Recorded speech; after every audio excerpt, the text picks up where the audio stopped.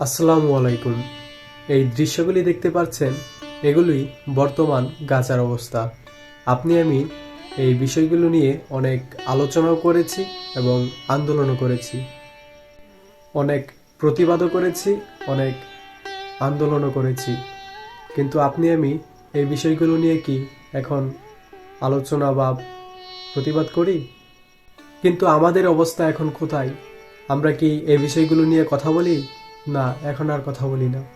এমন একটা জিনিস দেখলাম আমি গত কয়েকদিন আগে, সেটা দেখার পর আমার অন্তরাত্মা কেঁপে উঠল। তো সেই জিনিসটা হলো, এদেশের মানুষেরা, বিভিন্ন ইসলাম প্রিয় মানুষেরা বিভিন্ন পণ্য বয়কট করার ডাক দিলেন।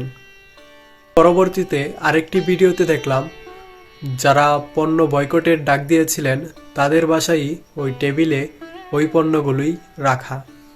এই দেশের মানুষেরা, ইসলাম প্রিয় সঙ্গীতের মানুষেরা বিভিন্ন পণ্য বয়কট করলেন।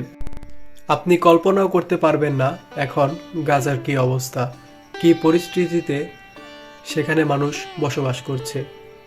প্রতিনিয়তই তারা তাদের ঘরবাড়ি ছেড়ে অন্যত্র চলে যাচ্ছে এবং প্রতিনিয়তই তাদের ঘরবাড়ি দখল করে নিচ্ছে। তো ভিডিওটা ভালো লাগলে অবশ্যই ভিডিওতে একটি লাইক করে দিবেন, আর নতুন হয়ে থাকলে চ্যানেলটা সাবস্ক্রাইব করে দিবেন। ধন্যবাদ।